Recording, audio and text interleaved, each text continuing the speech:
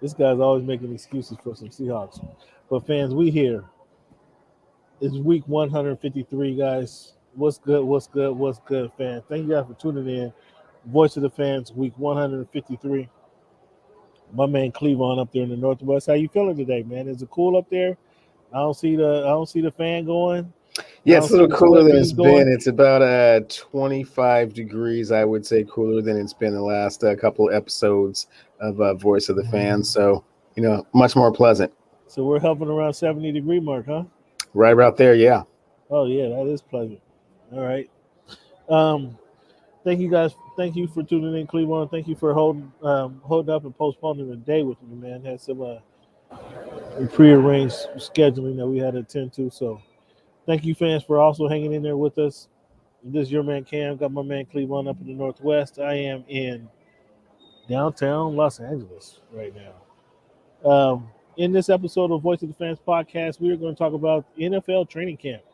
Training camps are coming to conclusion around the country here, and we're going to have some comments on that. We'll talk about there's been some NBA movements, and there's some evidence the NBA is proving what's good in sports. And we're going to talk about a couple stories that we give. We're going to talk about a couple stories that we have. If we have time, fans, we're going to get into our NFL predictions. We identified who's going to win each division already. Well, we're going to get into some NFL predictions. As always, we have this day in history that we're going to get into. And then just a shout out, fans. We got one more spot open on the Voice of the Fans Fantasy Football League. That will be going on September 5th. I think it's next Sunday, draft day. Since we got to buy that day, you're gonna day before Labor Day. We're gonna use that day for a draft day. So one more spot open for the Voice of the Fans Fantasy Football League, guys. All this league is geared towards smashing Cleveland and his team. What's the name of your team? Young Sam Rothstein. Yeah, they get smashed, and so this whole league is geared to smashing Cleveland and his team, and showing that the author doesn't know what about fantasy football like he believes he knows about fantasy football. What's the name of the book you authored, sir? Excuse me? What's the name of the book that you authored? You authored?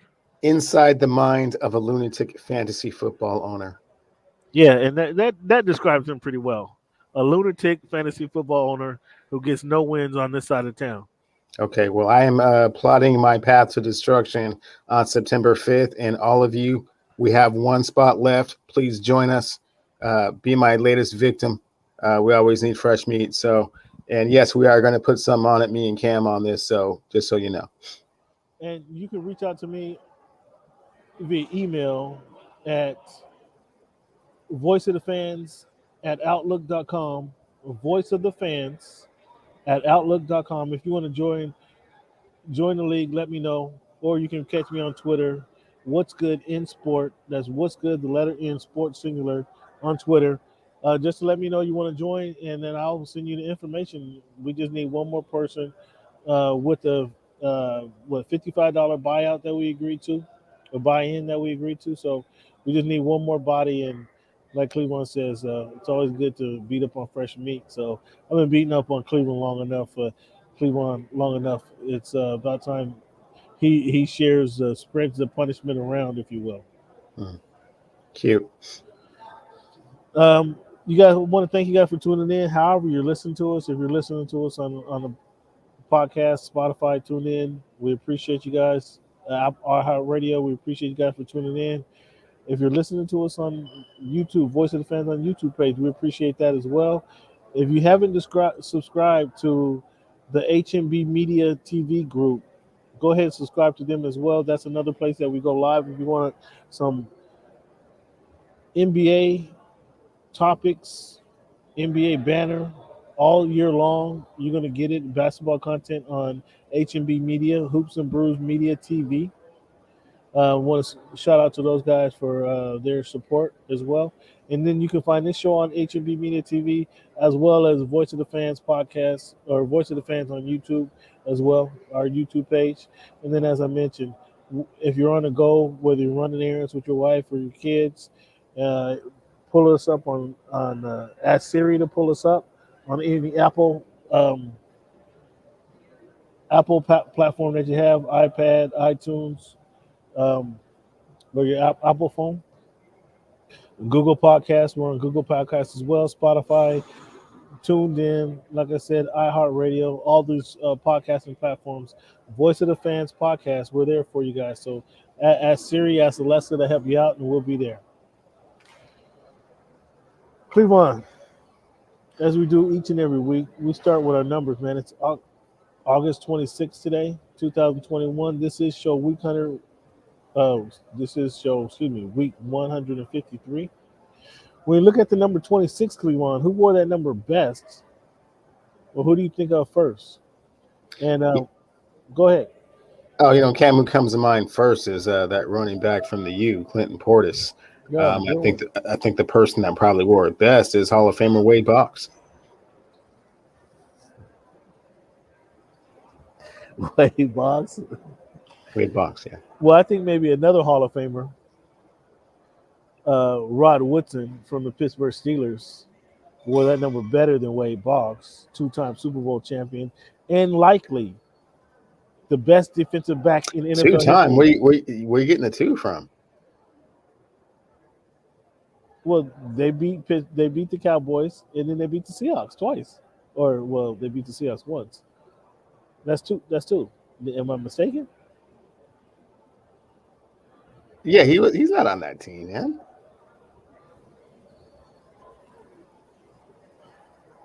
Well, what are you talking about, man? Isn't he to Baltimore by then? I think he just has the one Super Bowl.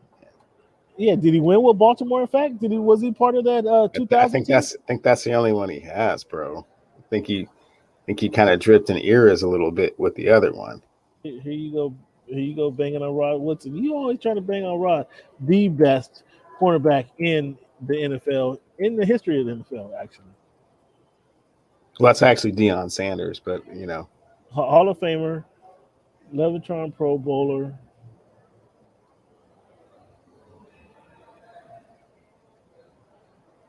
I think he was with Baltimore in 2000. Yeah, that's the only one. Excuse me, my bad. Rod. Okay, yeah. See, you know what I'm saying? Rod. That's what I'm saying. Whenever you bring it up, Rod, you just get so enthusiastic and emotional about it. You just start adding Super Bowls and whatnot. I mean, damn, he was good. He was a good player. As a matter of fact, he has a gold jacket, so he was a great player. But man, sometimes Cam, you just get a little carried away with the Rod Woodson talk. At cornerback and safety, the best defensive back ever to play in the NFL. Sometimes they act like he's Charles Woodson. You know what I'm saying? Oh my goodness gracious! Now you got Charles Woodson ahead of Rod Woodson. I mean, at any rate, you know what I'm saying. The question was, who comes to mind first? Clinton Portis. Who do I think wore it best? Wade Boggs. Now, if you want to hold out for Rod Woodson, that's fine. Rod, I apologize for my co-host, Rod. I apologize for my co-host. My goodness. The blasphemy is ridiculous. Number 53. Let's hear this atrocious take he has. Who you have 53 wearing that number best? Cam, a native of the 206, a guy named James Buddha Edwards comes to mind first. And I do believe a number that obscure, I think he wore it best with the two chips. Better than a Harry Carson? Yeah. Mm-hmm. Or Artis Gilmore? Better than the A-Train, sure. I'm with you, Big J.E. I mean, driving around in the MG. James Edwards 7'2", driving around Seattle in the MG. I'll never forget that. But come on, Harry Carson, dude. Middle linebacker for the New York Giants. I'm not sure he wore it better than him. So we'll leave that at there. Looks like the Rams making moves somehow. The Rams every year they seem to push all the chips to the middle. Every season for the last 3 or 4 seasons, they just been each year any chips they have, they're going right to the center of the table. This year they went and obviously picked up the quarterback Matthew Stafford from Detroit. Now they take, I don't know how they got 2 7-round picks for conditional picks actually for Sony Michel, but they got They traded 2 conditional picks, likely 7 rounders for Sony Michel. How do you feel? Now I know you're a Michelle fan, so I know you can't just switch up all the time, all of a sudden, and say he's garbage, he's washed. I know you can't give me that, but how do you think this impacts the Rams? It certainly gives them more depth and makes them more versatile. I mean, we all know Sony Michel can catch out of the backfield, and given the opportunity and space, he can certainly make some things happen. It was my understanding that they were still going to be riding Henderson pretty tough, and that it was just going to be kind of a change of pace type of move. But I mean, if the Patriots are willing to give him up for peanuts, then yeah, sure. They should add him to the mix and see what they can do. No, I think by them going to pick up Michelle, this doesn't bode well for Henderson. How can this bode well for Henderson? He's in his 3rd year. He's supposed to be ready to get the bulk of the carries. Now we know he's not a 35 carry a game back, but he should be ready to get the bulk of the carries and the catches out the backfield. You bring another versatile running back like in the mix, that's certainly going to cut down on the carries, right? Well, I mean, I think it's kind of like having a Myles Gaskin, Salvon Ahmed, type of, change of pace type of situation.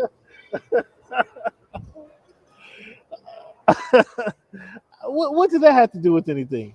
I don't know. I'm just giving you an example of the type of, versatility it gives you to have 2 very, capable running backs in your backfield at any given time. You can just go one direction or the other. The defense never really knows what's coming. That's what they're trying to establish over there in Los Angeles. We'll see if they accomplish that. But, I see where they were going with that. I see the logic behind the move. Mm-hmm. If Sony Michel was in Miami, he'd be the best running back on the team. Yes, immediately. As soon as you put on the number 21 jersey, he'd be the best running back on the team. And you ought to quit. It's extremely disrespectful to the running backfield of the Miami Dolphins at present. Because these guys went to the University of Washington, all of a sudden you want to give them inflated love all of a sudden, as if you were spending any time down in Montlake. So did they combined for over 1,000 yards last season, correct? The NFL season is 16 games. So if you give me, they combined for over 1,000 yards last year. If you give me barely 100 yards rushing a game, I mean, what is that? So then yes, they combined for over 1,000 yards. Okay, that's all I wanted to hear. That's not even 100 yards rushing a game. That's all I wanted to hear. That's not even 100 yards rushing a game. So I mean, come on, you got to cool the jets again. Because you drove past Montlake a few times, you drove by the UW campus a couple times. That doesn't mean that anybody coming out of there deserves all this glory you're trying to give them. Okay. Okay. Well, I mean that's why the Dolphins aren't going to make the playoffs. That kind of bad karma that you're throwing them. No, that's truth telling right there. That's truth telling. And if you want to continue to talk about my Dolphins, I'll continue to talk about how they passed up on DeAndre Swift out of Georgia, another fellow running back that they passed off on last year. And then this year again, I'm not sure. Did you see the running back from Alabama wearing number 22 in Pittsburgh? Did you see the kind of moves he was putting on in the preseason game the other night? Did you see that? Okay, well, they were content at what they had at running back, and they felt they needed to upgrade at a different position. Did you happen to see the kind of moves he was putting on the field in this preseason game? Did you happen to see that? I mean, I did catch a glimpse. Oh, yeah, that's all you needed was a glimpse. That's all I needed was a glimpse. And to tell me exactly, that's a guy that the Miami Dolphins should not have traded on, especially if they want to help this young quarterback who's this injury-prone quarterback that they have, since you want to bring him up. The NFL is now with 93% of their players being vaccinated. The NFL is proposing a weekly test for players. What do you thoughts about that? Is that a little overkill? No, I like it, Cam. I mean, an outbreak, could have, dramatic, circumstances, You're very right. They definitely need to take, preventative measures with regards to protecting the game. Yeah. You're right about that. But if all 93% of the players are vaccinated, maybe you do it every other week, or I don't know, weekly testing. I think that what they do is way too public for that, Cam, and their interaction with people, and just kind of the areas that they're going to be in. I mean, just in their daily routine and, their job, never mind the fact that, in their personal life, outside of, camp, outside of the team. So, yeah, they have way more exposure than your average person. I'm all for it once a week. Okay. What do you think about Dak? Are you for Dak playing any time in the preseason? I'm okay with 2 series. 2 series. Yeah, That's it. that's it. So 2, 3 and out till he gets 6 downs. That you're done. You saw enough. Saw enough. Are you ready to admit that wide receiving core is among the best in the NFL? With Amari Cooper, you got CeeDee Lamb, and I can't think of the other guy's name. But the mainstay who's been there with Amari Cooper, or he's been there longer than any of them, I believe. Okay, well then cut that out, man. I You can't always remember. you always start with that. You always talk about something just so tremendous and explosive, and you just get shut down after 2 receivers, man. Nah, I ain't giving it to you. I'm giving it to Pittsburgh just because you can name all of 4 of Pittsburgh's receivers. You want me to help you out? Chase Claypool's over there. Juju Smith-Schuster's over there. They have a better. Johnson's over there. You know what I'm saying? You can name all of Pittsburgh's receivers, but you can't even name more than 2 of Dallas's receivers. I mean, all I need to really name is 2, right? I mean, so it's just CeeDee Lamb and Amari Cooper making them the best receiving core in football right now. That makes that's a pretty good leap right there to say, wouldn't you? Wouldn't you say that? Man, I wouldn't. No, I'm not on that page. You're not on that page. I'm on that page. But serious business. You have them as having a better. You have them having a better lineup than the Cowboys. Almost definitely, yeah. They're more explosive. No, because there's more of them doesn't mean they're more explosive. Michael Gallup is who I couldn't think of. Mm-hmm. Because and with good reason, because it's Michael Gallup. So, but CeeDee Lamb and Amari Cooper, I mean that's a pretty formidable combination already. So, so we talked about the COVID lists. Your Tennessee Titans, I know how much you love those guys. All of a sudden, they have 7 guys: Nick Dunbar, Harold Landry, Anthony Rush. These guys might even be cut. Jeremy McNichols, Jeff Swam. All of these guys might be cut. I don't even know who any of these guys were. And then including your favorite quarterback, Ryan Tannehill, all come down with COVID here recently. As you mentioned, you say weekly testing is enough to kind of prevent some of this. I guess this is why you would implement weekly testing, right? It's not going to prevent it, but it's going to make it known much sooner than later. You don't want people running around that, have, COVID without knowing it. So, and then they're in such a public environment that it's much easier to spread to other people. So why not just keep tabs on, how you are?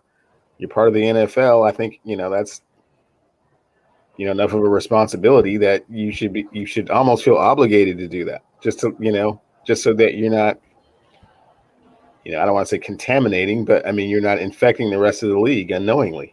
Or rest of your teammates, more importantly. Right. Yeah, I think you got a point there. I think you got a point there, but yeah, with all these guys having to sit out, I mean, this bye strangely comes at a good time. And speaking of this first week bye, so in covering the Chargers, I've said what I thought already about this being kind of a silly week to have the bye, and maybe that bye should come in week 5 or week 6.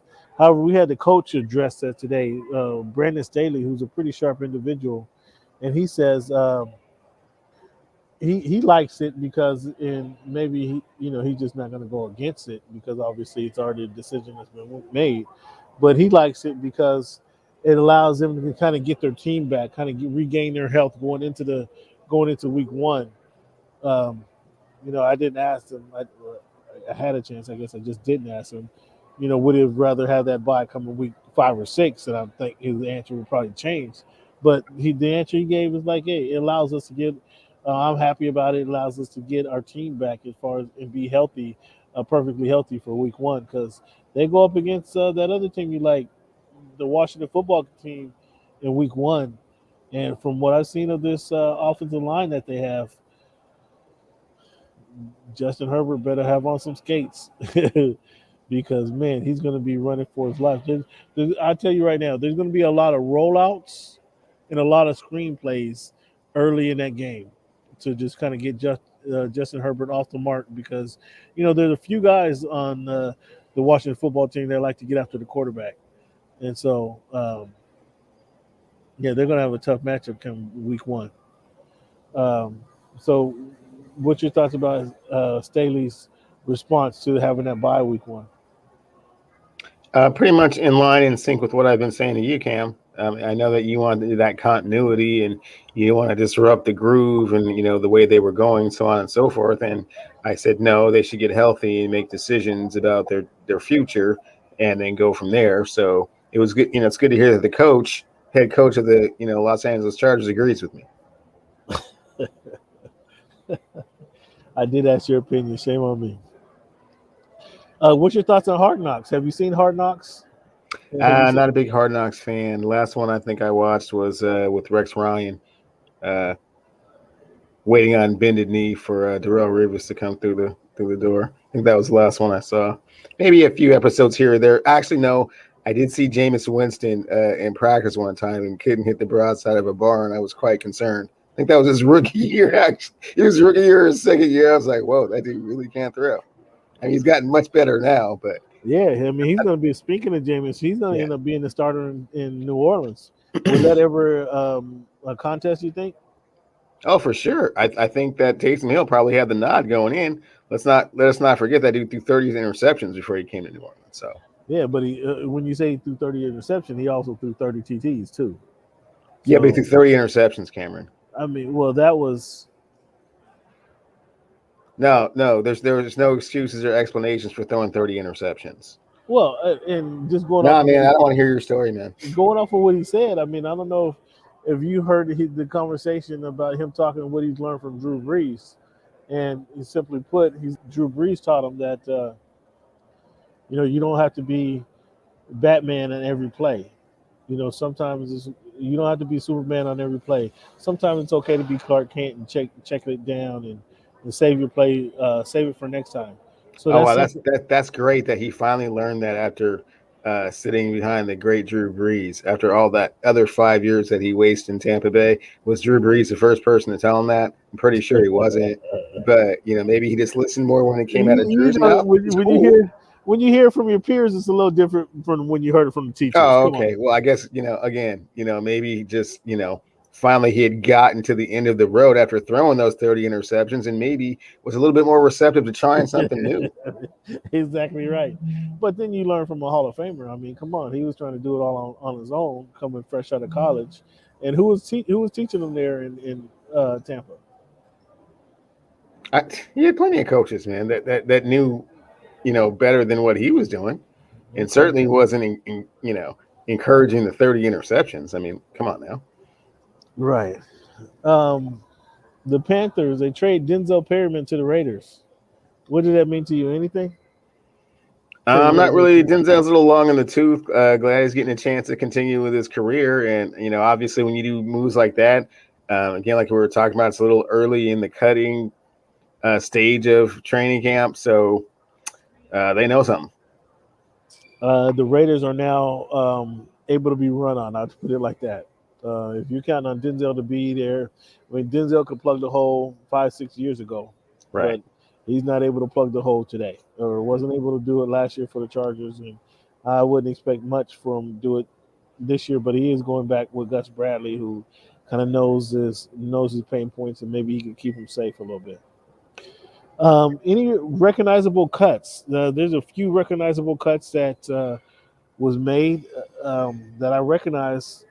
Next week, obviously, would be the big cut down date as the teams go from 80 to 53. But the Chiefs cutting Taco Charlton, who lineman out of Michigan, came out probably a year early and got drafted in the first round by the Cowboys, is now within 3 to 4 years out of the cut by the Chiefs. The Buccaneers that we talked about earlier, they Tremaine Pope, who's been bounced around the NFL. Good story with his, excuse me, kind of a enduring story about Tremaine Pope is after college, he wasn't expecting to go to the NFL, and he went to work at the sewing factory down, I think it's Alabama, one of those cities down south, and at the sewing factory with his mom. And he didn't show up for work one day, and his mom was calling to try to figure out. And he told her, he made a football team. Somebody signed him on their football team. Um, he spent a minute. He had a hot couple of Starbucks up there in Seattle before ending up with the Chargers here a couple of years ago. But he's bounced around the league. He got a time to shine last year or last 2 years. He was been with the Chargers first on the practice squad, but then he got some playing time, legitimate playing time last year, but now um, the Buccaneers. I think he's from Central Florida, somewhere around there. The Buccaneers cut him. We'll see if he gets picked up again. And then one of my favorite guys that I got to cover um, with those same Los Angeles Chargers is Damian Square. He was he played with the Browns this year. He was picked up by the Browns, and on that, the Browns, excuse me, the Browns is kind of loaded with their on their defense. He was recently picked up and added and brought in to add depth to their defensive line, and he gets cut. And my favorite thing about him is I could legitimately go to him and ask him about a running back or a quarterback, and he would give me a straight up answer with no filter about what he thought about the. Usually, I was asking about the opponent that they're facing, and he would give me a straight up answer, no filter. And he was a cool guy to get a quote from. Don't want to say put him in the realm of a Charles Barkley, but just a boisterous guy. Went to Alabama and spoke a lot of just realness. He was one of the realest guys that I knew. And again, like I say, I know that Friday before game day, I can ask him what he thought about this running back, what he thought about this quarterback, and he'd tell me if he was garbage or or this running back was a man. Just case in point is they were going up against the Denver Broncos, and I asked him about number 30. Geez, Philip. Is it Philip something? Philip Lindsay. Lindsay. Philip Lindsay. I asked him about Philip. Now, because I was still unsure about Philip and what he can do. He said, "No, man, you need to look again and watch Philip. Watch him closely. His quickness, the moves he had, and the power that he shows."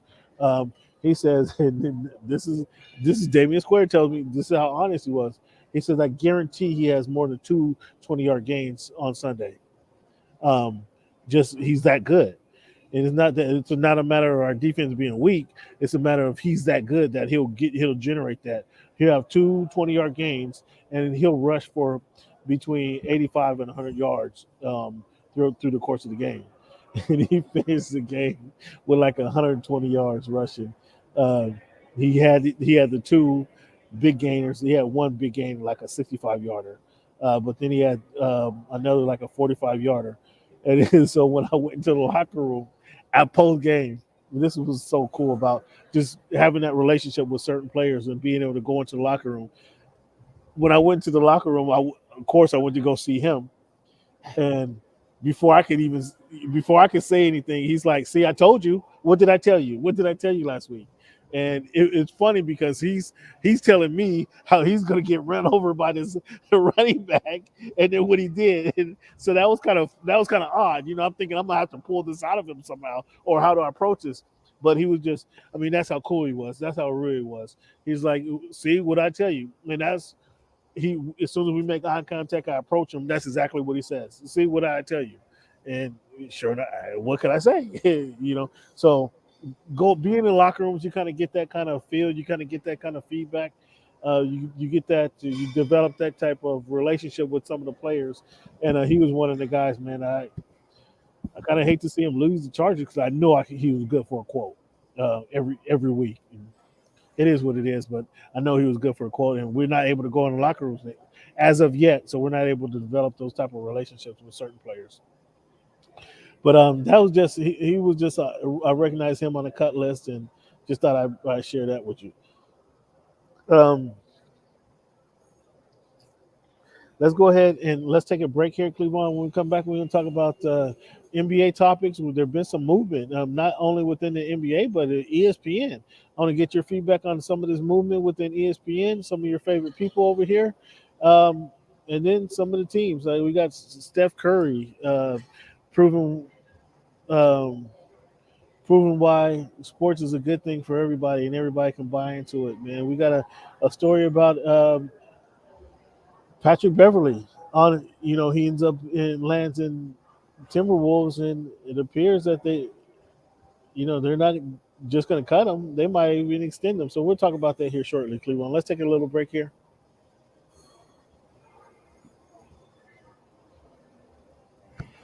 Since we got an extra week, man, next week we can get into our predictions, our playoff predictions. It's going to be a slow week, I would predict. So we'll get to our predictions next week.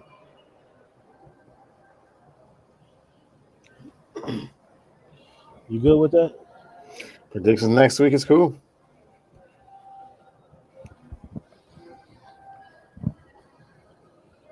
And then also remind me that we're going to have to do our circle back. We're going to update the fans on our circle back list. So all these bets we made over the summer. Oh yeah.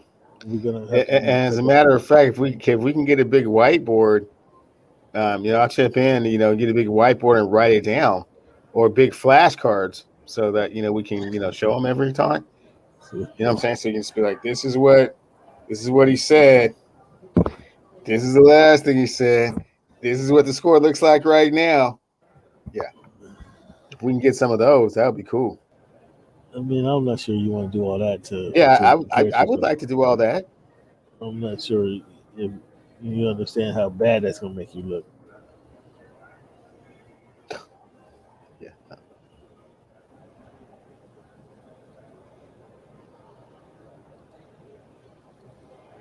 Yeah, I mean, can we share screens on this app, or?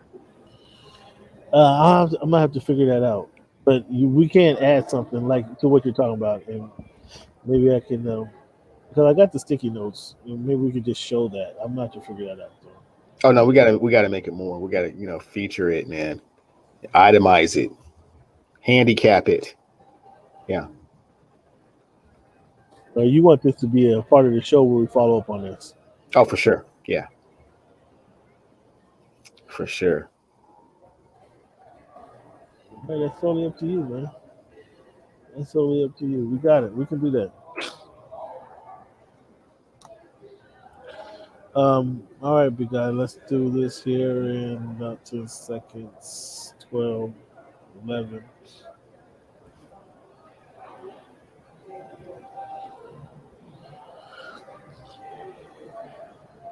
Three, two, one. What's good? What's good? What's good, fans? One thing you got for sticking and staying with the Voice of the Fans podcast. We're going to talk some NBA topics, Clevon. As of today, Clevon, as of yesterday, Rachel Nichols is out at ESPN. I know you're a big fan of Rachel. She's out at ESPN. That means as well the show The Jump is no longer. I'm not sure if it's running through this week, but Rachel Nichols is out. What's your thoughts on Rachel Nichols? They didn't want to say it's part of the Maria Taylor issue, but what's your thoughts on this? And share your thoughts on the whole Rachel Nichols situation. Well, it absolutely has everything to do with the Maria Taylor incident and just the climate and environment that was going on over there at ESPN. She did not have a lot of respect from her, peers and colleagues, and it was evident that going forward was going to be a very difficult thing, given kind of the culture of ESPN and the NBA family over there. Not a surprising move whatsoever. It was just a little bit too toxic of an environment to continue. So not surprised it happened. Where do we expect Rachel Nichols to pop up? I mean, is she going to be? Is she going to go Jamel Hill rate a route where she's starting her own podcast, starting her own show with a different network? Dan Lebertard, where they're at Peacock and they're doing their own thing down there. Well, I mean, I think it's funny. I mean, I'm not quite sure exactly what demographic she's looking to carry. I mean, I'm sure conservatives would have no problem with, supporting a lot of what it is that she does. I guess she would just have to ask herself, in her true heart, is she, trying to, appeal to that crowd. I mean, I'm not quite sure exactly what her next move is going to be or what would be best. I don't know if there's a network that necessarily wants to take on that type of situation right now, but we shall see. Yeah, we shall see what she does next. It's going to be interesting. What's going to be interesting to me is that she's worked in politics. She's from the D.C. area, so she's worked in politics. She covered some NFL before she covered the NBA.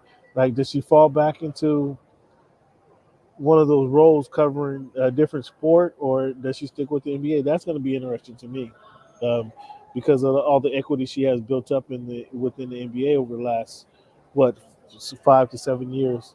That's going to be interesting to see how that shakes out. Max Kellerman is out on first take. That was kind of a surprise. We heard rumors and rumblings about this over the last week or two, but Max Kellerman is out. It's Stephen A. When asked about this here recently, wouldn't couldn't and wouldn't say any disparaging comments about Max. Obviously, we know Stephen A. is a breadwinner on the show there. What do you think about? What do you think about Max Kellerman being out? What do you think about First Take in itself? To be honest with you, I like Max Kellerman better than I like Stephen A. Smith. I like to Max, but Max Kellerman in a debate ran circles around Stephen A. Smith, in my opinion, and therefore, if they were talking anything other than basketball, if they were talking, and I'll repeat myself, if they were talking anything other than basketball, it wasn't really a debate, and that didn't make the show appealing. Regardless of the rants and Stephen A. talking football and trying to bash the Cowboys, it just didn't make that show appealing to me. Um,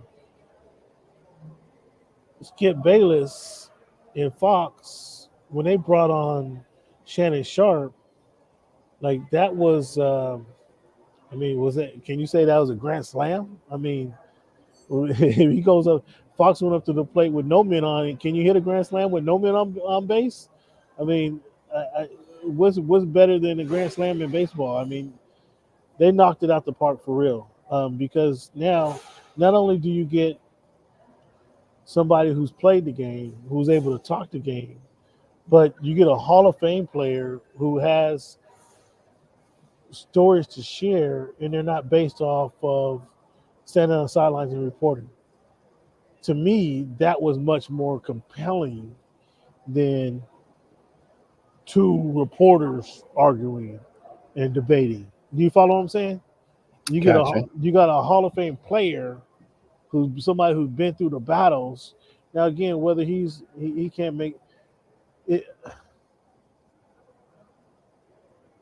having played football at the and been as boisterous as he was his entire career, he's able to comment on what a player goes through. The Not that he was a Hall of Fame basketball player or a Hall of Fame baseball player, hockey player, etc. But from coming from a player's perspective, he can speak on a player's perspective. I appreciate that more than you get Skip Bayless, who's a reporter, Stephen A., who's a reporter, or has or was, however you want to classify it, speaking on sports and competition. That's more intriguing, intriguing to me as a sports fan. How about yourself? How do you see this? I always liked the Kellerman Stephen A. Smith dynamic. I actually liked it more than the Stephen A. Smith Skip Bayless dynamic. Um, And I don't know exactly what their rationale is going forward. If they wanted, perhaps, Max Kellerman doesn't debate in the um, combative nature that they want. Maybe they want something a little bit more, Jerry Springer type on the show. I'm not quite sure. I mean, he definitely had, like you said, a very intellectual approach to kind of his arguments, as opposed to somewhat kind of eye test and very emotional, and trying to invoke kind of like the barbershop mentality into all of your arguments. Is not necessarily make it you. And just because you're louder doesn't necessarily make you right about it. But at the same time, that that energy, that bouncing back and forth, I enjoyed it. So I've heard some of the rumors of some of the other potential guest hosts. I'm not really all that enthusiastic about the names I've been hearing. So Well, go ahead and say them. I mean, you're a big fan I've of heard the you. Michael Irvins. I've You're a heard the big fan Magic of. Johnsons. I'm not really a fan of Yeah, I'm not. either one of those directions. And I know that Stephen A needs somebody to antagonize him to kind of, fuel his, kind of alter ego, so to speak, where he gets a chance to kind of, flip out on the, on the other perspective. And, him and Molly can't just hold it down by themselves. So it's got to be somebody, right? Yeah, I don't. I'm with you. I don't like the Michael Irvin. Um, and dare I say this, but Michael Irvin is going to be limited in the conversation. Um, Absolutely limited. He'll be I, limited to football. He'll be limited to August to February. yeah, so when it comes around time, now Stephen A does basketball better than anybody, and I want to hear him talk basketball. But now, if you're just debating with Michael Irvin basketball, that's a limited situation. Now, if you're going to bring Michael Irvin in to talk football and then follow up with Magic Johnson and talk basketball, I mean, we're talking about a different show. We're talking about a different concept. So, I mean, that'd be fair. But then at the same time, it's going to be Magic is everybody's great. In Magic eyes, everybody's great until they're not. You know what I mean? And Yeah, then and again, Magic is not one of those guys that, I mean, that's a lot of commitment, man. You know what I'm saying? That sounds we really we cool we un- see Magic's not up for the until you got to commitment. Is be what there you're 4 or 5 days a week. saying. 3, 4 months in a row. It's like, yeah, man, We see yeah, Magic's not up for the commitment. But again, just Magic's great until they're not. He's gonna say, you know, the Nets they have the best offense we've seen until somebody gets hurt, and maybe he shouldn't play so many games because he got hurt, or you know what I'm saying. It's gonna be after the fact. So I just thought Skip Bayless and Stephen A. They had a good thing working. Um, I mean, Skip Bayless working with um, Shannon Sharp was just. I mean, that's amazing because again, Shannon Sharp is not hesitant to talk. He's not a dummy, and he's willing to talk about any and every sport, and he's going to come educated about every sport. I just don't know. I thought Max again, as I stated, that what that show was not after Skip Bayless left and they brought in Max. I like Max. I just thought he debated circles around Stephen A. And it wasn't it wasn't even close. And I just didn't think Stephen A. can hold up a argument to Max Kellerman, who's very astute, picks up a very sharp dude. And so we'll see. It'll be interesting to see who they bring in. Whether it's a revolving person at the desk, maybe it'll be that till they land somebody, find that right chemistry. They might as well, since they're making changes, they might as well change Molly Karen Rose as well, because she seems to her analogies. Maybe she turned that show off to me too, because her analogies just they're the weirdest analogies, and they come out the weirdest times. Um, and it sounds like sometimes she interjects herself just so she'll have something to say. And maybe I'm not doing her a service by comparing her to Jamel Hill or Kerry Champion, where Jamel Hill clearly knew sports and knew when to step in and knew what to say at the right time because she was a former player. She had been around sports her whole life, so I think that role came very easy for her, and it just wasn't enough to hold her. Being a third wheel on the show, it just wasn't enough to hold her in particular. And Kerry Champion, I wouldn't say much the same, but I would say she was looking for bigger and better things. Just being a third wheel wasn't her cup of tea. Um, but Molly, I'm not a fan of Molly. How about you? She plays her part. I think she plays her part, pretty well, and tries to be kind of the referee, kind of the voice of reason, so to speak. And that's just kind of how I see it. Her participation and interjection into the show. So not as big a component as you're giving it. So No, I mean I did. I mean, easy look at, I guess, but I just didn't think she added. And I could be doing a disservice by comparing her to who was in that chair before, Jamel Hills and the Kerry Champions. Molly just isn't there as far. Although she covered NFL, I don't remember her on the NFL Network, but apparently she covered the NFL for a few years before she joined the show. I don't know. It'll be interesting to see how they target and how that how Stephen A. will work with that specific individual. So we'll see what those changes bring there at ESPN. Um, the Hawks and your coach Nate McMillan, he brings in your former Laker, former Nugget, and former Hawk Nick the Quick Van Exel. Do you think that? How do you think that's going to help Trey Young? Your guy, Ice Trey. Does that? Can you count for a couple wins uh, with Nick Van Exel joining the coaching squad? can think of a better mentor, man. Couldn't think of a better one.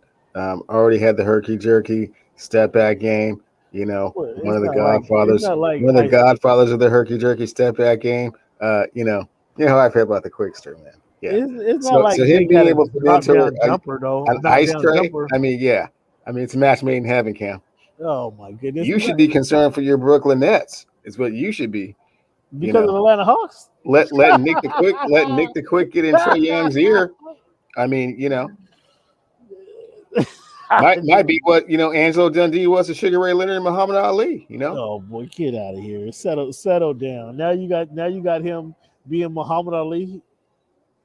No, I said Angelo Dundee, giving him that type of training to take him to that next level. Might take him to the next level like that. Stop it! You don't believe that yourself. You don't believe that yourself. Like Kevin McHale teaching Kevin Garnett. So does that mean the Hawks from 6th seed to 5th seed maybe? I mean, we'll see. Because you don't want to make predictions, huh? There we go again. You want to talk a lot of stuff but makes no predictions. We'll see how it works. We'll see what happens to it. I'm not sure. I mean, he played with Nick. He played for Nate McMillan, so he's already with a point guard to help make him better. So I don't know if Nick comes in there and teaches him more than Nate McMillan had, but we'll see. We'll see. Yeah, way more jumper than Nate ever had. Yeah. But nothing to I mean, he doesn't need help on his jumper, clearly, right? I mean, better handles. I mean, yeah, right. So Nate can only take him so far. That's what I'm saying. I mean, it's not like he can teach him how to shoot. It's not like he can teach him how to just killer crossover off the dribble and just leave cats shook. I mean, Nate took him as far as he could, as a point guard to point guard kind of conversation, but he just needed a little bit more dynamic is all. This doesn't get him past the 5th seed. This doesn't get him past the 5th seed in the East. Okay, we'll see. Nets, Sixers, Bucks, Heat, Boston. That's 5 teams right there. They're going to be competing with Boston for that 5th seed right there. That's where they are. Okay. Nets, Sixers? Yeah. They're going to be competing right there. The T-Wolves. T-Wolves sound exciting to get Patrick Beverley, add some feistiness, some competitiveness to their team. If Jimmy Butler wanted out of Minnesota, how long before Patrick Beverley asking out of Minnesota? You get half a season. This is a much different coach. I mean, that was Jimmy Butler and Tibbs, kind of leading the proceedings. So, this coach is probably going to be a little bit softer. Let us not forget it is Karl Anthony Towns and D'Angelo Russell up there. So yeah, the tone's going to have to be a little bit different. This is not Paul George, Kawhi Leonard. Montrezl Harrell type of locker room. You know what I'm What saying? does that mean? I'm not sure what are you saying? It means that Patrick Beverley is going to have to reinvent himself to a certain extent. That gruff exterior is not going to go over. I mean, yelling at those guys, we've already seen, like you said, is not going to be tolerated. So, You think Patrick Beverley is going to reinvent himself? yeah, he's going to have to. He's going to have a softer tone. You think? Yeah, softer hand. Yeah. Good chance of that happening. Well, then he won't be there for long. Yeah, fat chance of Yeah. Well, He's nowhere near as good as Jimmy Butler, and Jimmy Butler wasn't there for long. So, right. I don't think I see any not mature, and mature is not the proper word I want to use, Patrick. I don't see any evolution in that. Talking about reinventing himself. Okay, well, I disagree. I mean, I think Patrick Beverley's been around the block a few times now, and I think he understands his basketball mortality, and I think he understands the type of money that he's making right now. And, sometimes you just have to, do what's best for the future. And that, in this case, would be reinventing himself to kind of, fit in with the Karl Anthony Towns, D'Angelo Russells of the world.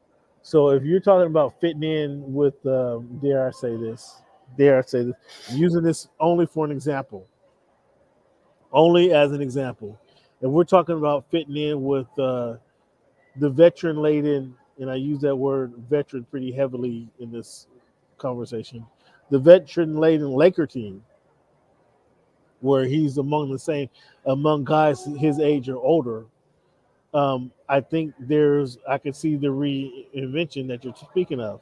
But when he's going to a team that's much younger and doesn't have that, and they miss that dog, they miss that feistiness, they miss that tenacity. But Cam, they don't miss it. See him.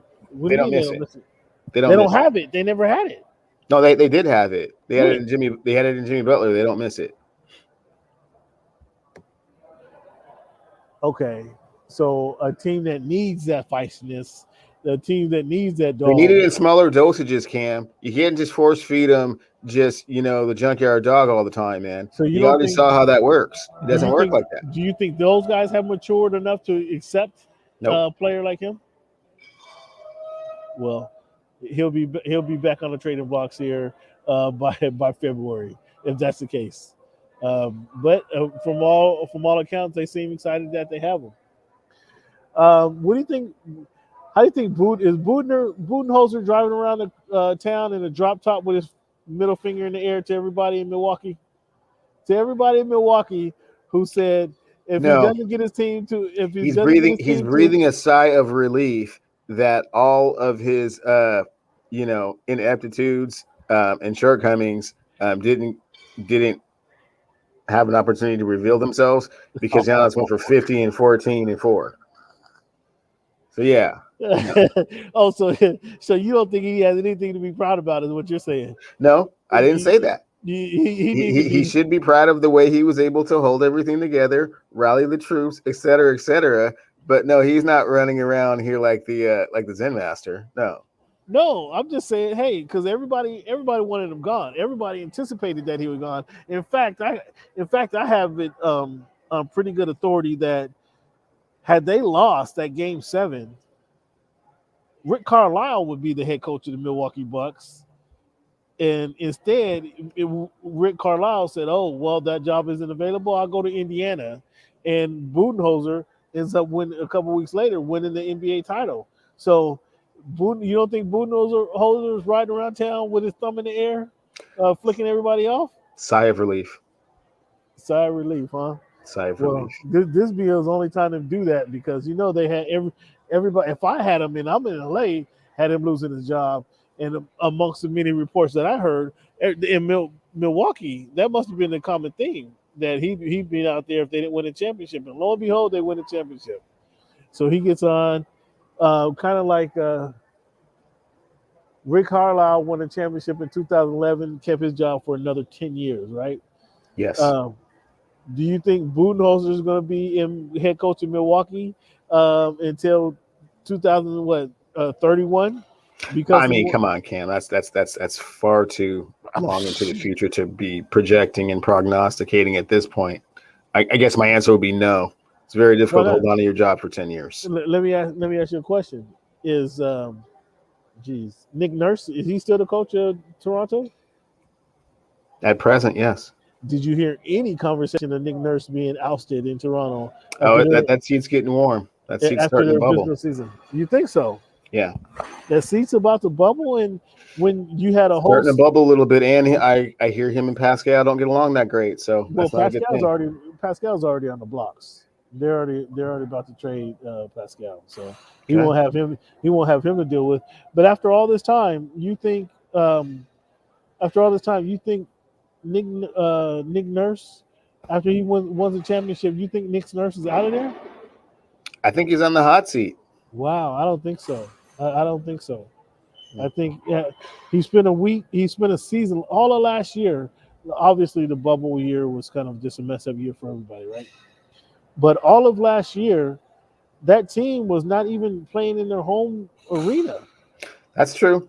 I mean, you got to give him a So, little bit of the benefit of the doubt. The last 2 years have been a little bit, there've been more than a few trials and tribulations. so you go And back like you to said, they've been geographically isolated, not even being able to to go home. So a full year where he had a full year of training camp, a full season, a regular season, if you will. They won a championship. So you think that seat is getting warm? I don't know. I disagree that it's getting warm.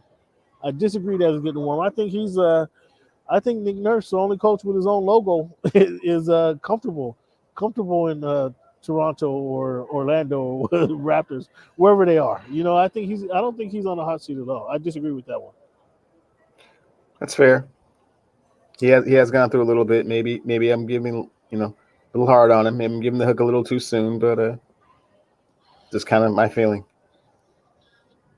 Clevon, as you know, my whole premise in to getting and becoming a sports writer and start covering sports is to identify the stories where athletes are giving back to their various communities in any way, shape, or form.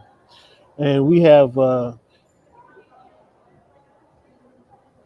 Stephen Curry, Chef Curry, who has launched an initiative, and he's not coming out of his own pocket for all the funds, but he's launched an initiative to fund female sports at University of Davidson, where he went to school out there. In fact, in Carolina. I mean, this is an example of I'm gonna have to do some research and make some phone calls to kind of figure out what's going on and how he's getting this done. But this is a pretty admirable effort or initiative that he's launching here. What do you think about Steph Curry? And he's already contributed a bunch of money for one of the golf HBCU golf teams, and now he's going to turn around and trying to help get funding for the female sports at Davidson. What do you think about this? What do you think this says about him, and what do you think this says about the environment and what sports can end up doing for um, people in general? Cam, I applaud his philanthropic efforts over the last couple of years. He's definitely become one of the people that is synonymous with these type of donations, these type of commitments to kind of helping, whether it be social justice issues or just anyone in general. I think it's great to see. It's another example of someone using their platform for good, um, and really taking things to the next level, and understanding that they can do things and open doors that other people can't and are willing to do so, and are very generous with their time and their money, and their contributions and helping other people. So um, glad to see it. Hope that there are others that kind of follow in his footsteps. Yeah, I think it's a great sign of like I say, what sports can do. As you mentioned, he's done this. This isn't the first time he's opened up his heart and created some initiative. He does have initiative back in the Bay Area where he and his wife are uh, feed the homeless in the Bay Area. He actually has a fundraiser to drive to increase funds for kids to get their school supplies at the beginning of the school year back in the Bay Area as well. So this is in his first foray down this avenue, But I just thought this was here so worthy to talk about how um, he's given his name, lending his name to the efforts to fund female sports at Davidson. Obviously, that helps the school, that helps the females that are playing these sports. I think it's just an overall good gesture. And I'm gonna dig into this story. I'm gonna dig into the story in the future, and hopefully, I can present something to you all in a matter of time, at least before the season starts, on what Curry's doing and how he's gonna make this happen. So I think it's a salute to him. Take off my hat to him and his efforts. Also, the National Basketball Association Players Association um, has taken it upon himself to renovate Greg Marius Court at Holcomb Rucker Park in Harlem, New York. So the NFL NBA PA is making it their job and their agenda to renovate this Rucker Park. Renovations will, I think, they'll begin in next week actually, and they'll last. Hope the park hopes to be completed by October, if my memory serves me correctly. So that's pretty another park, a historical park, and obviously dress them up with new bleachers, new backboards, new hoops. I mean, that's a pretty good initiative for the NBA PA to kind of take a part of to renovate the fabulous and famous Rucker Park, Cleveland. What's your thoughts on that? I'm glad it's going through. It's a great initiative. Not quite sure what's taken so long for them to decide that this was a priority or something of interest. But now that they have, it certainly can bring lighted attention to something that we know very well as kind of the mecca of basketball, or one of those places where you always want to go improve it. To that particular demographic, it means more to you. That's why guys like Dr. J, Pee Wee Kirkland, Kevin Durant is even kind of had an opportunity to kind of be that guy there. Kobe Bryant. Don't forget your guy Cole. Yeah. So it's been one of those places, kind of like the Apollo Theater for basketball, if you will. So to see it kind of get the renovation that it deserves, and hopefully more attention and people coming there, I mean, it's nothing but a positive thing, I think. Yeah, it's pretty positive. On a side note, have you been to Apollo Theater? I have not. Apollo Theater is big as your apartment, probably. I was surprised. I was surprised at how small it was. How tiny that stage actually is. I mean, because when you saw it on TV, the stage first when they come out and rub the stone, right? It seems like they're walking a long way to get to the announcer, right? They take like 2 steps. And before they get to the announcer, and then they go on stage and do the show. It was cool to be there, but the Apollo stage is not that big of a place. It's really not. That is funny to hear. Yeah, it's not that big of a place. But nonetheless, man, fans, we want to do this and get this argument started early. And this is way too early. NBA. What do we call this? What am I calling this? The way too early top 10 supremacy rankings. The way too early NBA top 10 supremacy rankings. Okay. Yeah, way too early. So, and I pulled this from ESPN, and I think it's I think it's worth a conversation, because there would be some changes I would make to this list, and then I want to see if you would make the similar changes. So the way they have it, I'll narrow it down from 10 to 1, is the Clippers. I was surprised that they had them that high, but the Clippers, the Hawks, your Hawks, actually, and just for shits and grins, they have 1, 2, 3, 4. The Hawks have 5. 5 in Eastern Conference team that had the Hawks at 5. The Clippers, the Hawks, the Heat, the Nuggets, the Sixers, the Utah Jazz, Phoenix Suns, the Los Angeles Lakers, the Milwaukee Bucks, and the New Jersey Nets. Excuse me, Brooklyn Nets. Brooklyn. The changes I would make.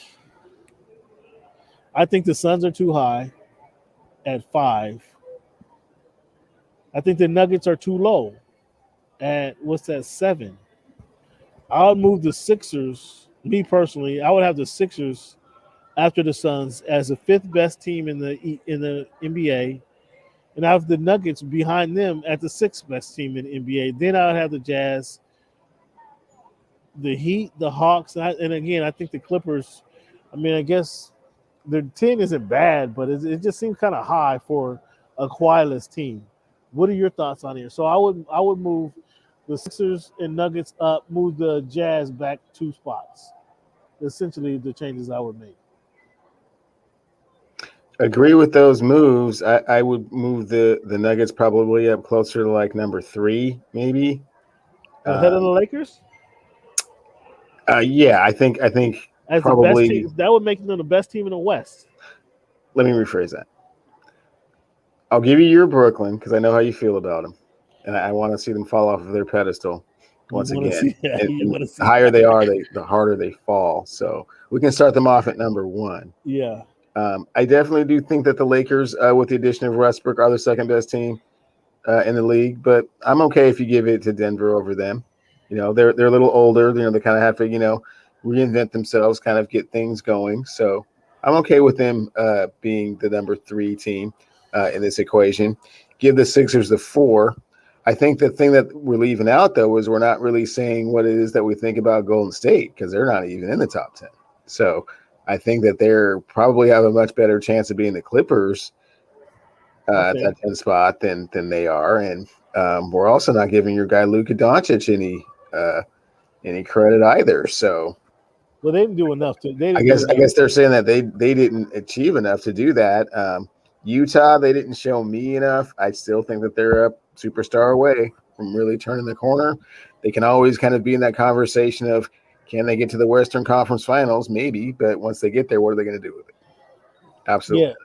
Yeah, they're a good team. The Utah Jazz are a good team, so you can't just drop them out, take them off your top 10 list completely. I think 5's a bit high, though. Yeah. Again, I do. I think I have the Nuggets being better than the Utah Jazz, without question. I think the Nuggets are going to be better. I'm not going to say the Nuggets are the best team in the West. I can't even. They finished with the number 1 record last season. No, they were competing with the Suns for the number 1 record. The Suns bringing back Chris Paul.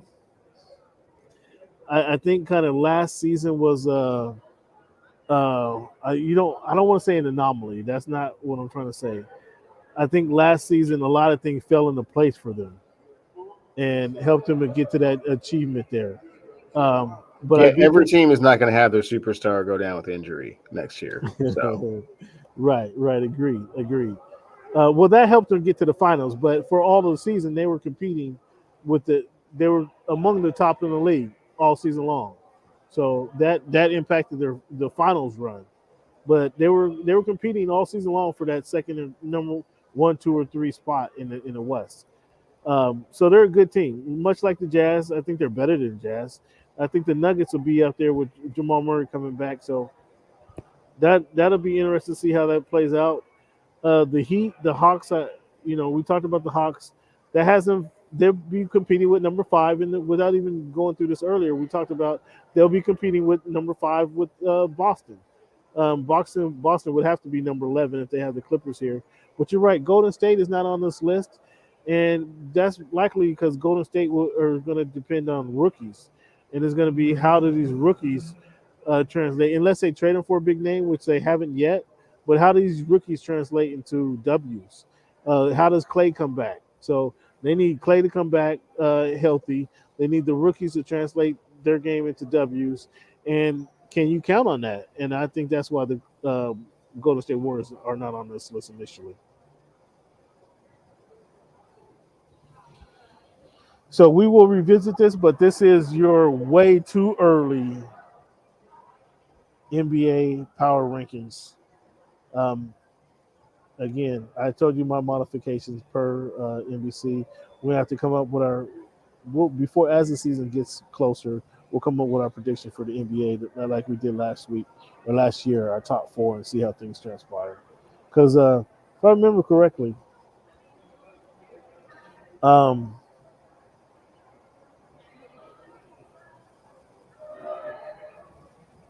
had the Lakers playing the Clippers. I had the Nets playing the Bucks for the championship. And I mean, at least that played out right. You did have the Eastern Conference team playing for the championship.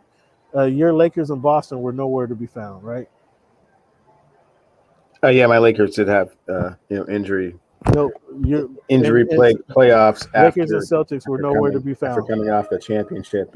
Nowhere to be found last season. We're talking about 2020. After the we're talking about 2020. They were nowhere to be found. Right. So thanks, fans, for sticking with us here on the. We're going to give you another segment here. So let's take a break, Clevon. When we come back, we're going to talk about obviously this week in history. And then we got some random topics, man. We're going to talk about Sha'Carri Richardson. Her post-game rant, she ran like she won the race. Like, what are you talking about, Sha'Carri? You came in last, sweetheart. Dead last.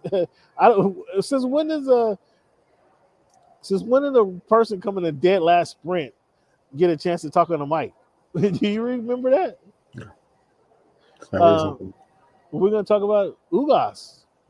Ugas, you said last week Ugas had no chance of beating Pacquiao. Dennis Ugas surprised the world and surprises Clevon. And then, man, we got some movement in soccer, the soccer world. Lionel Messi. I mean, you missed that, Clevon. You ain't brought that up. Lionel Messi decides $400 million wasn't enough. He wants to change teams. Ronaldo now he decides $400 million. Yeah, man, we might want to skip that one, man. I don't know if you're ready for all that, man. I mean, I'm just saying. Again, the LeVar Ball comments, man. You might want to just, kind of stay in your lane there, tad bit, Playboy. But you gotta. You start getting out into, the football realm of things. Football, you might want to reel it back a little bit. Okay, hey, man, okay. Good talk, man. I'm glad you're interested. I'm glad that you're keeping up on current events. That's cool. But listen to you. Oh, Mr. Locks and Dipset 3 weeks later. Yeah. Listen to you, current events. I'm glad that you're kind of following, the world's most popular sport. That's cool. But yeah. Well, I said, when we come back, we're gonna have some conversations. We're gonna have some of those conversations for you. Let's take a little break here, Clevon. I got some nerve talking about. You got some nerve trying to talk about soccer with somebody, man. I'll be back in 45 seconds. Yeah. You don't even know these people's names. Yeah, where they going?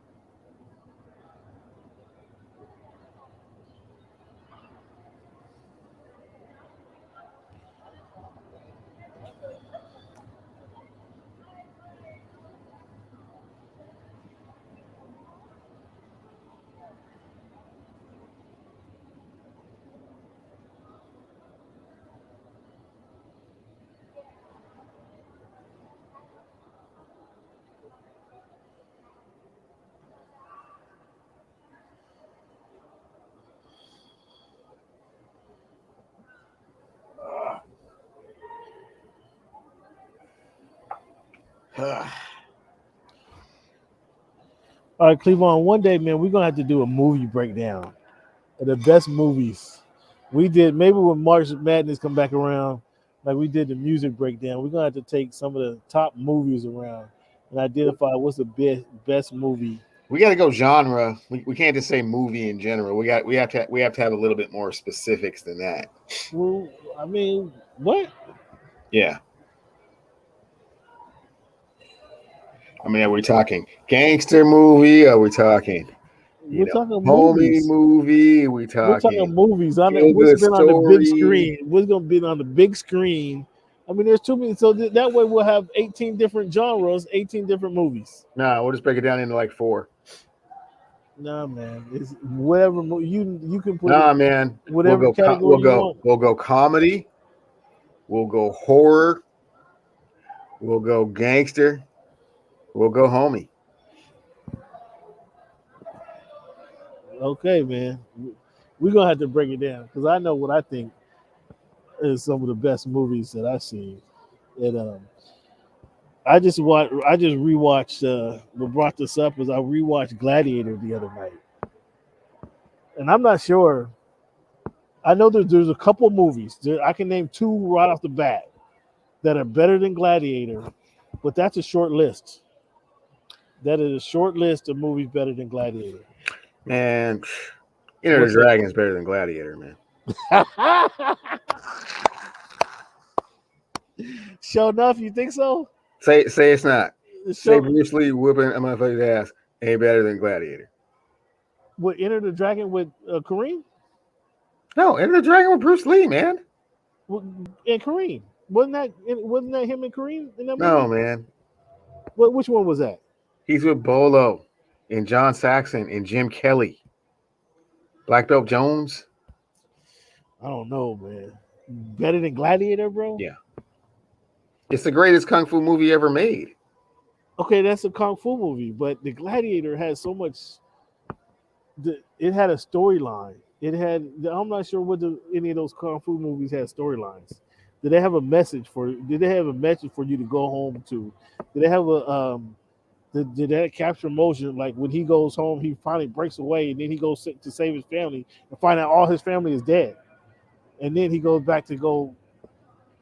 He has to go from the bottom. He wants to go kill the king or kill the prince, and instead of going right to the top, he plays a part to get in there and then beat the prince at his own game inside the Colosseum in front of everybody, steal the hearts of all of Rome. And I'm not sure there was a better movie. Again, I got 2 movies. The 2 movies that I would have to bow down to. One's a comedy, and the one's of the gangster movie. That it'd be hard for me to argue that are not better than the Gladiator. But the Gladiator, man, oh my goodness, that movie. I'm off on a tangent. Let me stop that. Thank you guys, fans. Thanks for sticking with us, man. And this week, we always want to give you guys some history lessons, some stuff that happened within this week back years ago. This week in history, man, we talk about National Negro Business League. Started in August 23, 1900, Cleveland. So over 100 years ago, this league started. 1908, August 25, National Association of Colored Nurses was funded in 1908. Cleveland, in 1947, August 26, Don Bankhead became the first black pitcher in the Major League Baseball. Don Bankhead. Have you ever heard his name? Never heard of his name one time. Became the first black pitcher in Major League Baseball. And then Cleveland, do you know what happened August 28, 1963 in Washington, D.C.? March on Washington. Was that the March? So the March of Washington was what is it, culminized with Martin Luther King's "I Have a Dream" speech. Right? That was the March on Washington ended, right, with "I Have a Dream." It just seems like so long ago. Was that 60 years ago almost? 58 years ago? 1963. Whew. Cleveland. Serena Serena Williams pulls out of the U.S. Open. Will Serena win that elusive major, or they call it major, right? Will she, Grand Slam. Grand Slam? Will she win that elusive Grand Slam? She's been very, very close on numerous occasions the last couple of years. Last few years, right? She's been trying to fight for this one, right? I think it would just have to be just the perfect circumstance. If I had to handicap it in being a betting man, I would say probably not. She needs two. She needs one to tie and then two to break it, right? Correct. Yeah, I don't know, man. She's 40 now. Serena could do a lot of things, and probably she could do a lot of things still very well at this age. I don't know if winning a major in tennis is one of them, because she's been, like you say, she's been so close over the last few years. It doesn't get easy at 40, right? After 40, it doesn't get any easier. And Serena's not. I say this in the most loving possible way. Serena's not a small girl, so she has a little extra to carry around than some of them other girls who's out there playing on the tennis court. You know what I mean? A lot more opportunity for wear and tear on the body over the years, and a lot more opportunity for those injuries to present themselves at inopportune times during the middle of a run at a Grand Slam. Yeah, so she pulls out the U.S. Open. We'll see who wins this one. But I know you, like many boxing fans, I was in the house. We're glued to the pay-per-view watching your Dennis Ugas beat up on Manny Pacquiao. Tell the fans your thoughts on the fight, and will we see Pacquiao again? Didn't see the fight. Heard Pacquiao lost. Yes, we're gonna see Pacquiao again.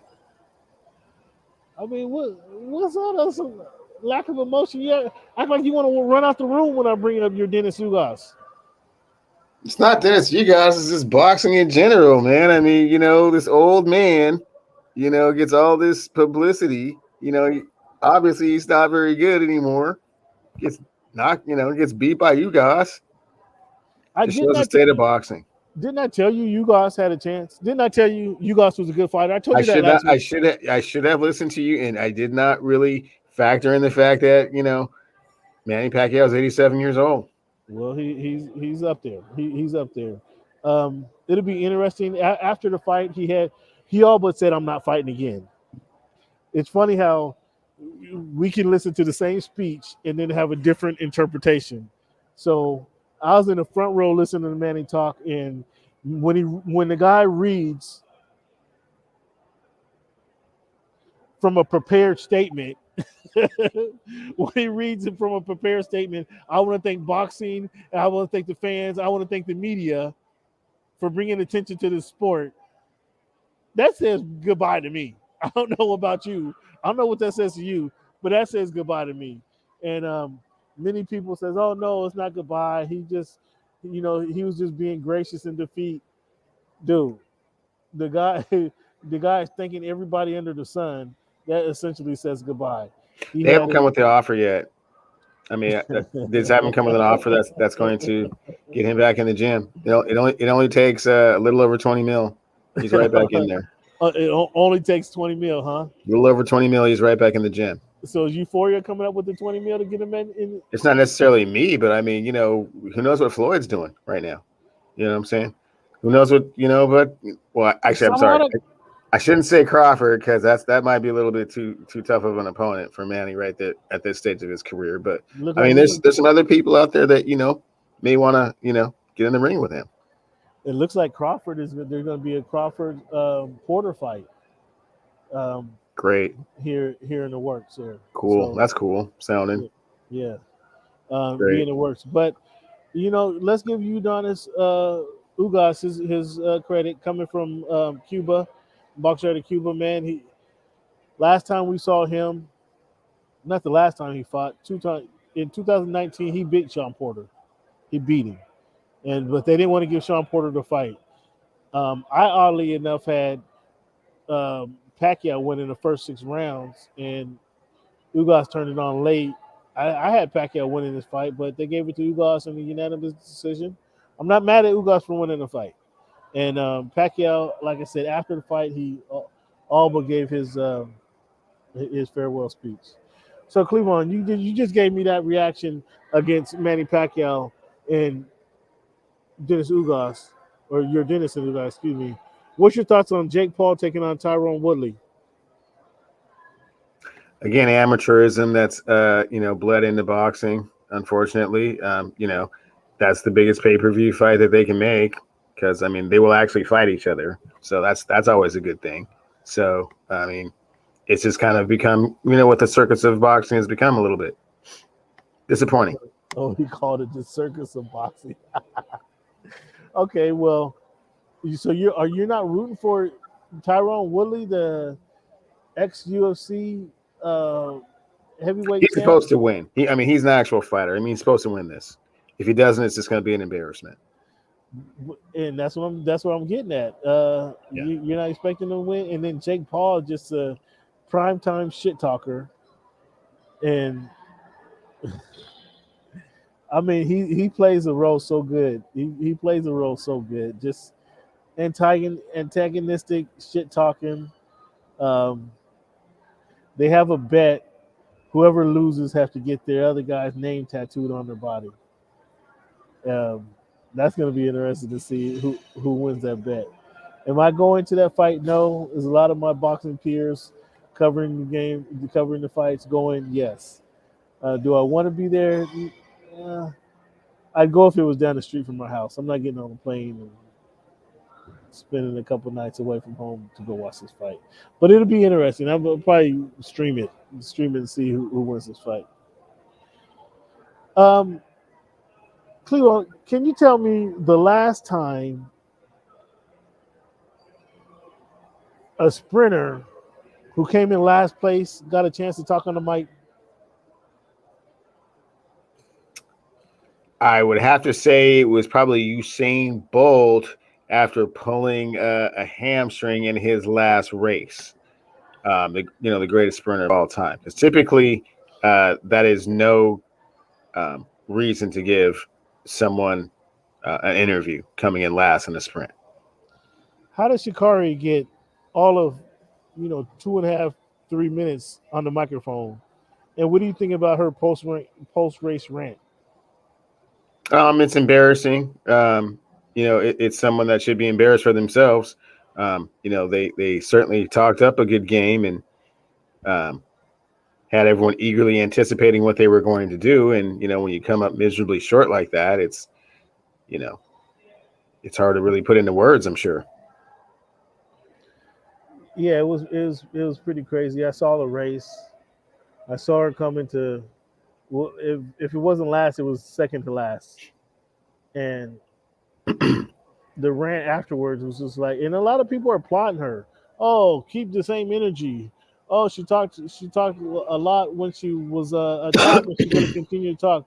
A lot of people, I was disappointed in these same people for even come on. You come in a sprint. First of all, why did Mike even get to her? And then you can't talk about somebody else talking shit when you just got smoked by 9 other girls. Like it wasn't, you didn't come in third on a photo finish. This wasn't you didn't break a set a personal record, and they with the girl in the Olympics set a personal record, and the two in front of them actually broke a world record. Like this wasn't that. You came in it was either last or second to last. I forget. Forgive me for misspeaking, fans. But she was dusted essentially, and talking shit. Like, come on, you gotta. At that time, I'm all for anybody talking and propping up their sport, propping up their game. But when you come in last place, there's no words to be found. Like, there's no words to be had.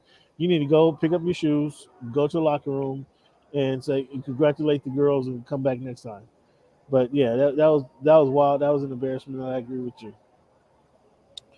Lionel Messi. left Baltimore and end up in Paris Saint Germain. Any thoughts on that? My thoughts are that I am extremely impressed with you actually knew where Messi came from and where he went. It just goes to show, your worldliness in this the sports arena and how you're, really stretching your tentacles out there and touching some other subjects. So, yeah.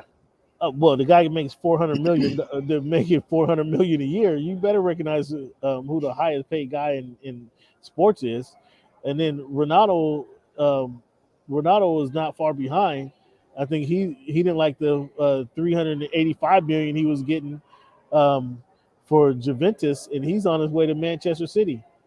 What, what's your thought? I mean, these guys. We talk about LeBron making 40 million over here playing in the NBA, or who just signed the big contract in baseball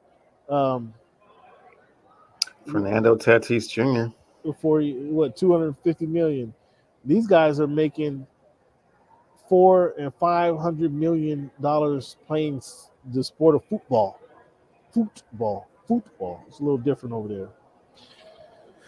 Congratulations to those guys, man. They're making moves. I guess whoever the highest bidder is, and I just don't know the team dynamic. If they're team players, if this one guy can change the whole course of the whole squad, that I don't know.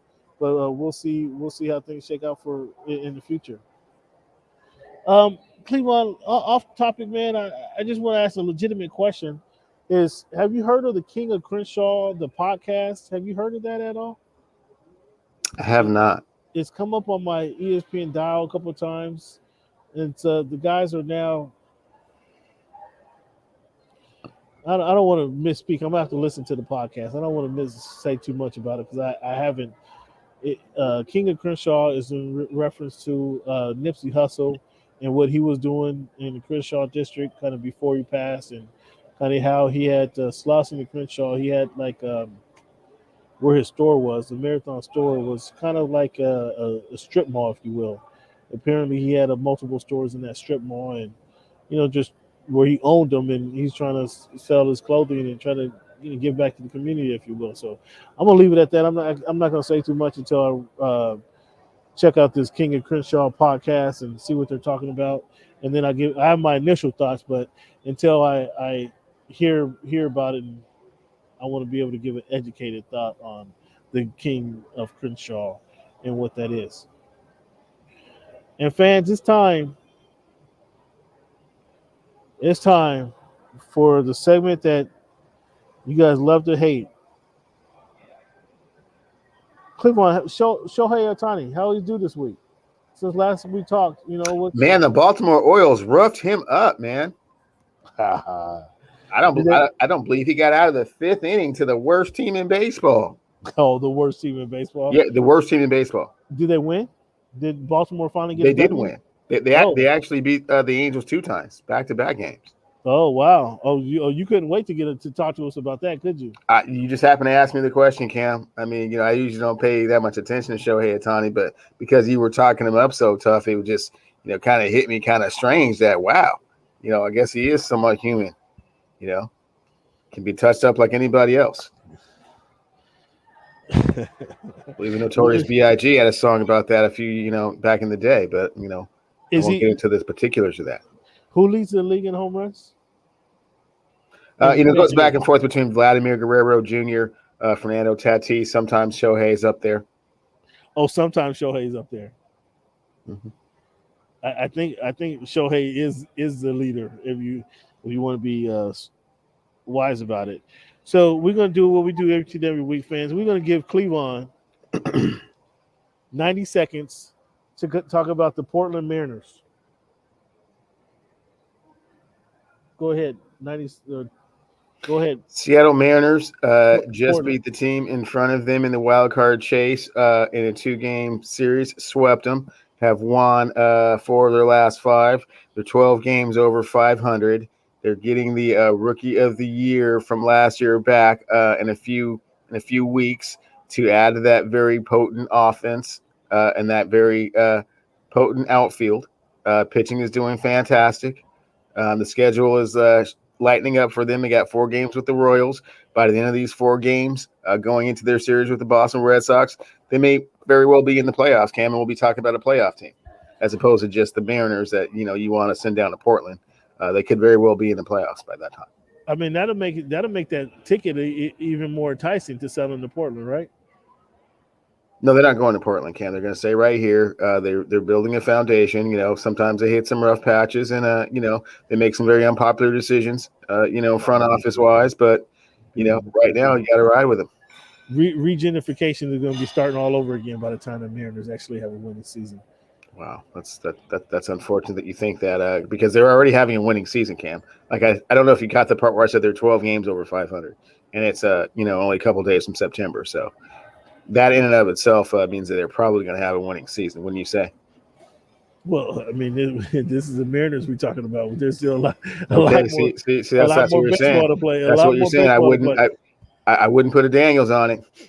No, I wouldn't either. You wouldn't. I doubt you would either. Oh no, I'll put a Daniels on the Mariners having a winning season this year. You think the Mariners are going to have a winning season this year? I'm gonna send you a text later on. Let me look at the schedule. For real? Get back to you on it. Yeah. Okay, yeah, do the math. Yeah, I got to do. Do the math real quick. Yeah, before you just go, on the show, just talking a bunch of, nonsense about the Mariners. Time is up. We done heard enough about you and your sorry Seattle Mariners. I think I'm gonna give the over under 3 years before they're in Portland. Over under 3 years. What say you? Okay. Over under 3 years before they're in Portland. What say you? Yeah, I'm gonna take the over, Cam. Thanks for asking. Thank you guys, fans, for hanging with us. I'm gonna give you a quote before we get out of here. Champions keep playing until they get it right. Champions keep playing until they get it right. So, with that being said, maybe the Mariners will be champions one day because they're just gonna keep on playing, right? Maybe they're gonna keep playing. That is from Miss Billie Jean King, famous tennis player from back in the day. Fans, I want to thank you guys for tuning into the podcast. However you're listening to us, man, please hit that like button. Leave us a comment. It really helps us with the algorithms on YouTube. And whether you're watching us on HNB Media TV, go ahead and leave us a comment there. If you're watching us on YouTube TV, on Voice of the Fans on YouTube, leave us a comment there. Let us know what you think of the show. If you're watching us on or you're listening to us on one of the podcast platforms, please leave a comment. Let us know. That really helps us out, man. So just after the show ends here in the next 30 seconds, just take a moment. Let us know what you think of the show, good or bad, indifferent. Let us know what you think the Mariners are going to do, how they're going to finish the season. Let us know what you think the Seahawks are going to do. Do you think the Miami Dolphins are going to make the playoffs? Give us that feedback. What do you think about the podcast? What do you think about the topics that we have for you? Is Sha'Carri Johnson or Sha'Carri Richardson, is she wrong for coming in 9th place and then trying to blast the rest of the racers? Give us your comments. Give us feedback on what you hear. Let us know what you think we're doing so we can improve. We only can improve with your feedback. So thank you guys for taking time to listen to the show. Please, once again, be sure rate and review our podcast. And as always, fan, I want to thank you for making our voice your choice. Have a good one, Cleveland. Good night, bro.